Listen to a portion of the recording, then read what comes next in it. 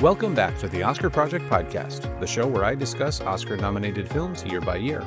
I am your host, Jonathan Eaterberg, and today I'm bringing you an interview with Lauren Melinda, director of the short film Before You. Before I jump into the interview, please be sure to subscribe to the show in your podcast player so you can get all the newest episodes as soon as they are released. If you like the interview and want to hear more, please consider leaving a rating and review in Apple Podcasts or Spotify. Lauren Melinda is an award-winning Persian-American filmmaker and the founder of Simbel Productions, a nonprofit dedicated to empowering women through film. She is currently developing her first narrative feature, Echoes, and a TV series on her Ukrainian great-grandmother who worked as a midwife to the Shah of Iran. She joins me on the podcast to talk about her short film, Before You, which she hopes will foster meaningful dialogue around reproductive healthcare and bodily autonomy. Lauren, welcome to the show. Thank you. Thank you for having me. I really appreciate it. Now, your film focuses on a wonderful husband and wife couple that is dealing with the loss of a pregnancy while also simultaneously looking forward to the joy of a new baby. What was the inspiration for this film? So this is actually an experience that my husband and I went through several years ago. We found out early in the second trimester that the pregnancy was not something that would be able to go to term. And so we did have to go through with the DNC, and I had a really hard time, I think, processing that experience. And it wasn't until we had my daughter and I went through a full-term pregnancy after that, and was kind of holding, my daughter, that I'm like, wow, like we lost her pregnancy, and I was processing a lot of those feelings. So simultaneously, I was having these incredible feelings of joy and love for the child that I had just given birth to, and then also these feelings of complete loss and grief over the loss that we had experienced. Yeah, and as listeners to the podcast know, my wife and I actually experienced a similar situation with our first child. It was born premature and only lived for about a month before passing away. And obviously we went through some of those same feelings. And I think the film does an excellent job of capturing that fear of the second pregnancy when everything didn't go quite as planned the first time around. How did you hone in on that tone when you would set down to make the film? Yeah, well, thank you for sharing your story. I know that that's not always easy to talk about, let alone go through. So, sending positive energy to you and your wife. Thank you. Yeah, no, of course. When I first sat down to write the script, what I was doing was taking a lot of logs, kind of keeping track of when these feelings were kind of coming up in my mind and my body and my psyche, kind of really trying to be very just hyper aware of all of those emotions. And I just took time to kind of sit with myself and think about also like how memory works and how we can hold two things simultaneously and just, I think I've always been interested in psychology. And so kind of really considering the psychology of memory also, and how our present moment can so impact the past and the way that we think about what's occurred in the past, and how these two things often kind of overlap. And so, I think I just spent as much time really considering the truth and asked myself to be very vulnerable and honest. And I think it was really interesting too, how many people I met while I was writing the script who had also experienced similar losses and that I never would have known, I think, otherwise,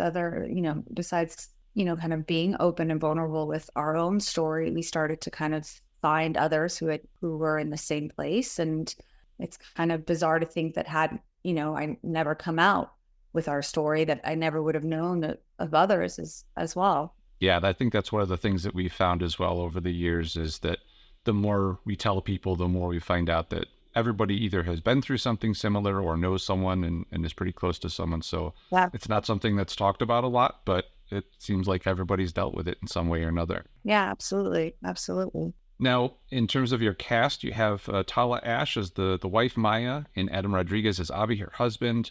I thought they were both so earnest in their portrayal of these characters. Was there anything that you did specifically helping them get ready to play these characters in your film? Tala was actually the first person I brought onto the film. Before I had producers, before I had anybody, I had my eye on Tala. I thought she was so incredibly talented and nuanced in her performances. And I reached out to her through a friend who had been on the DC show with her. And she and I just, she's in New York, I'm in LA. We just started talking, I told her a lot about my story. She had read the script, and she was like, okay, I'm in, you let me know when you're ready to go. And I'm here I am, this is something I feel is very important. I want to be a part of it.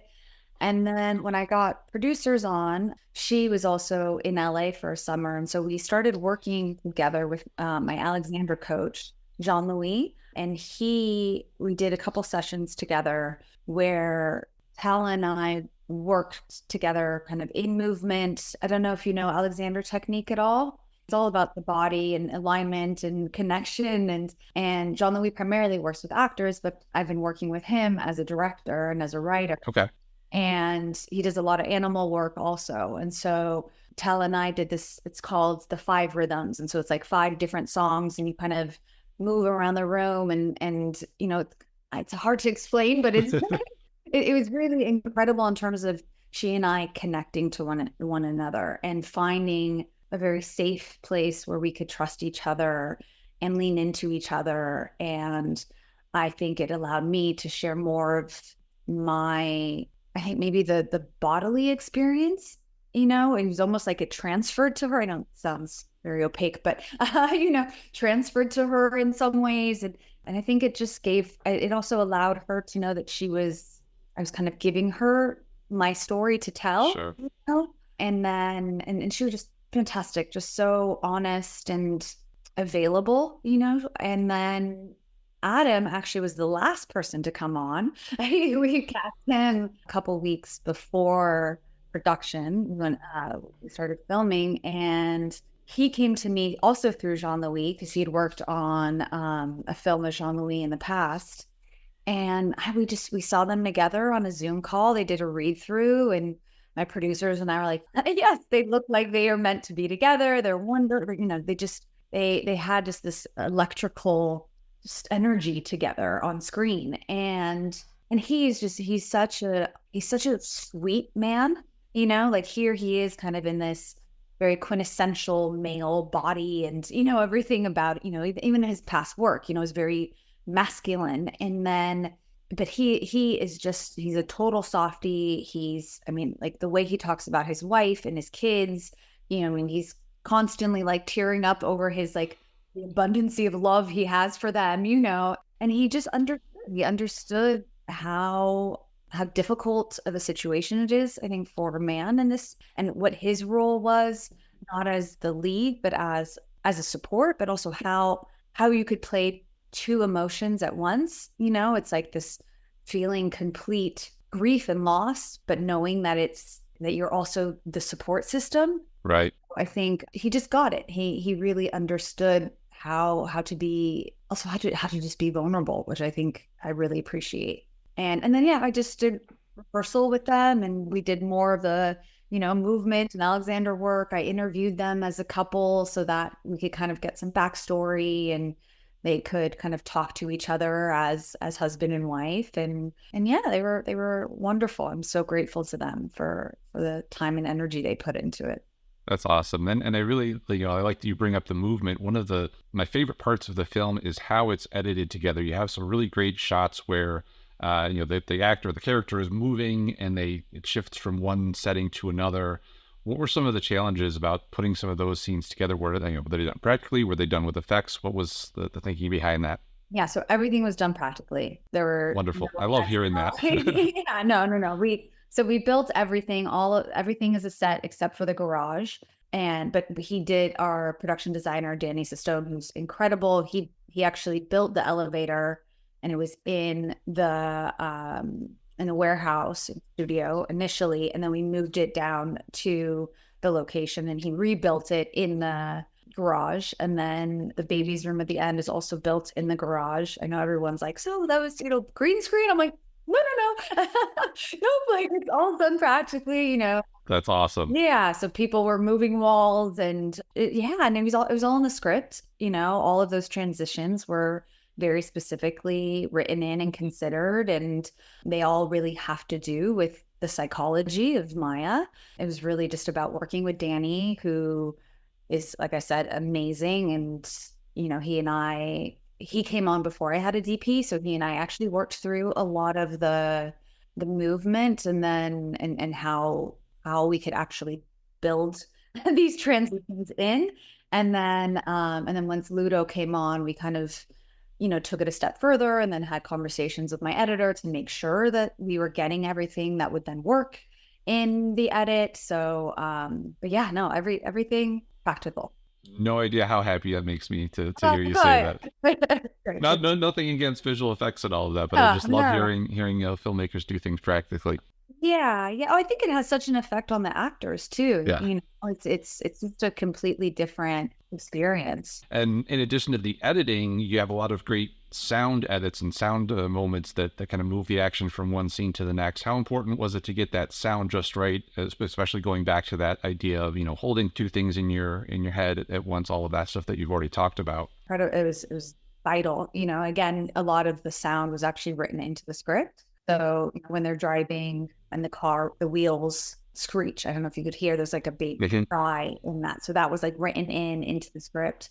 And then we found with the sound designer, we worked with 1,000 Birds. They were fantastic. And yeah, I have my two kids, so I would get sound from them, like the little girl singing is my daughter. But it was really, that internal subjective world is so much about sound, and also the lack of sound.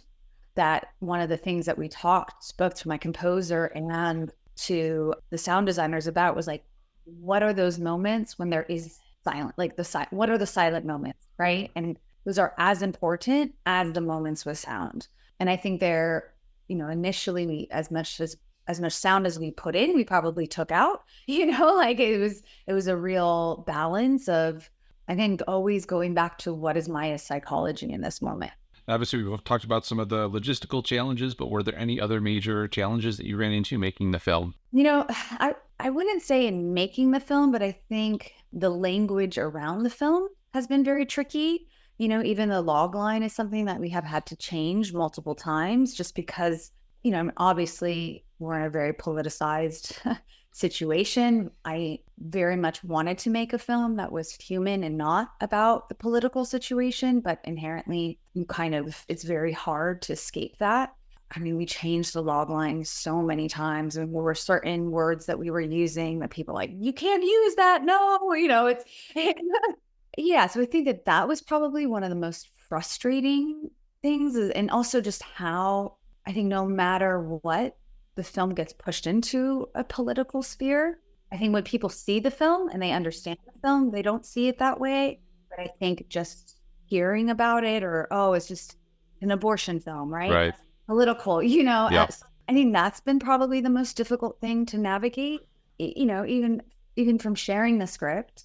My first conversation with my producer was like, well, what do you kind of expect people to say, and I'm like, just read the script, you'll understand, like, just read it. It's coming from such a human, honest place that it's not about asking people to fight me on this. You know what I mean? It's just asking people to open their heart and to experience this profound loss and this profound love that this woman is experiencing. So yeah, I think that I'm sure there were plenty of things that are happening in production, but I think that this is the one thing, I think, the language around the film that has maybe sticks with me the most, and it's still something that I'm navigating. Yeah. Now, I have a couple of questions not specifically related to the film, but before I move on to those, is there anything else you want to touch on about Before You? No, I'm so grateful that it resonated with you, and I'm not sure if you shared it with your wife, but if that was something that, at the end of the day, my hope is that it brings people together, it opens people's minds, that it makes men and women who have experienced this kind of loss feel that they're not as alone, and that, that their experience is understood and witnessed. Just thank you for being interested in the film and in my story. And yeah. Of course. Talk to you. Well, this might be the hardest question I ask, but if you had to pick your top 3 films of all time, what would they be? This is always a very difficult question.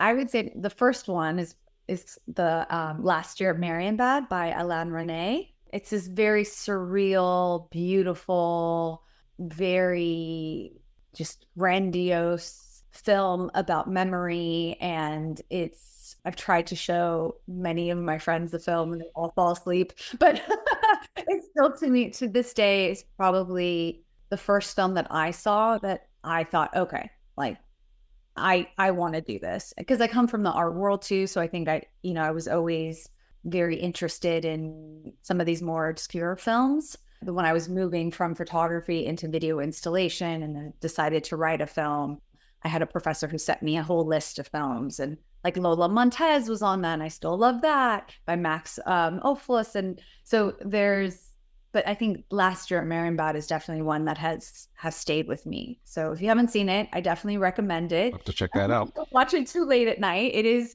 but it's really incredible. And if you like the transitions, and I think it was very influential before you in terms of memory and the transitions and the psychology of this woman. Yeah, but I highly recommend it. Okay, and then Eternal Sunshine of the Spotless Mind is definitely one that I go back to all the time, I think, for all of my films, especially for my feature that I'm writing now as well. It's just, it's just a perfect film. It's just like, what else can you say about it? And then The Double Life of Veronique is a film that I really love. I think the use of color and sound, and again, like the performances are just amazing. But yeah, so those are my three.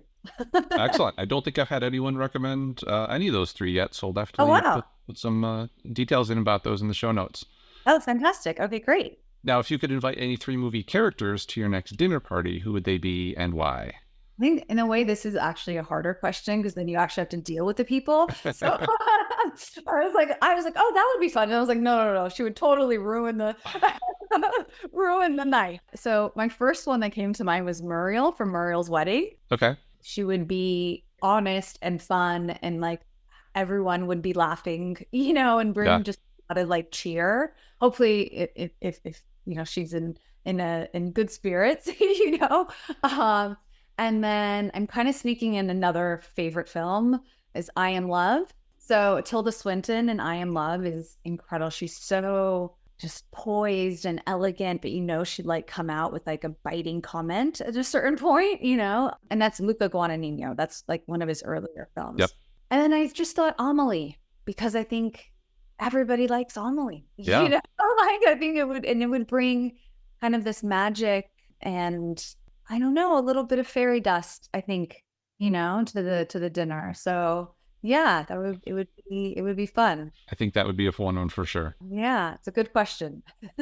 Now, do you have any books you could recommend that you've read recently? They could be fiction or nonfiction and don't have to be related to movies at all. Yeah, actually, let me see. I want to make sure I get the name right. So I've been listening to this book mostly because I have two young children, and you have kids as well, correct? Yes.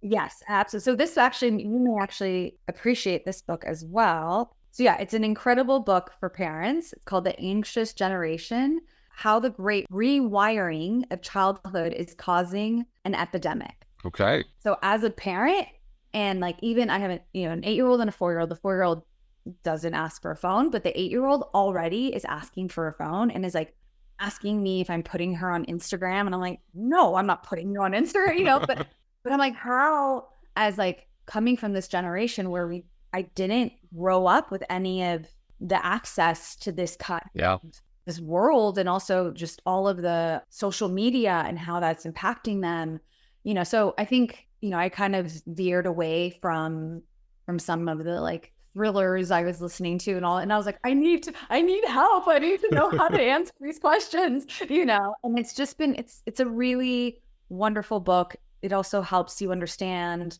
some of the choices that have been made by prior generations and how we can kind of try and reverse that, how we can talk to our kids about social media, like the 4 things that we can do to hopefully, kind of right the wrong, what age to actually give them a phone, what age to actually let them on social media, what kind of things to look for.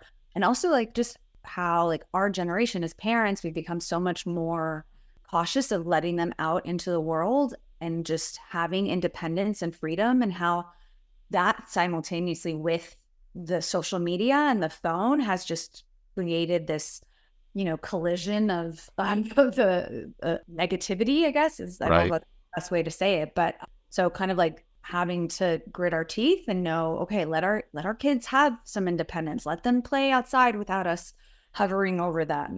What does that look like in whatever city you're in? Where can you find a safety so that these kids can grow and find their identity outside in the world and not find their identity on a phone?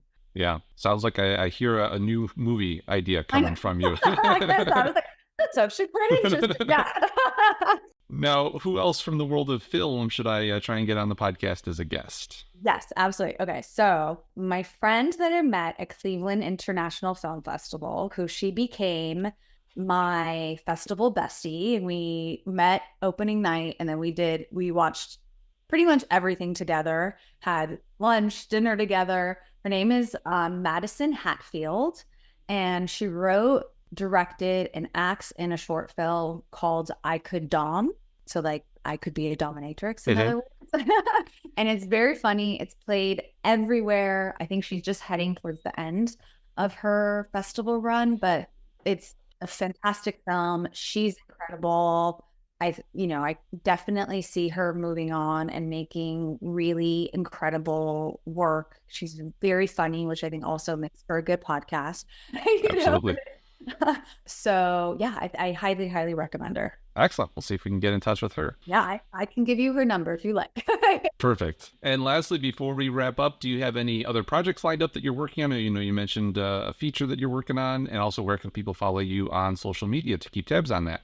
Yeah, absolutely. So I do have the feature that I'm working on, which is a psychological thriller that takes place in the art world and is very much about identity and disassociation and external expectations. And so I'm sending that out right now to get notes and hopefully go into development sooner than later. And then just doing a lot of research for the potential TV show about my great grandmother. So gathering a lot of information about the time period in which she lived in Ukraine and in Iran, and immersing myself in that world as much as possible before writing. But very excited to start working on that as well.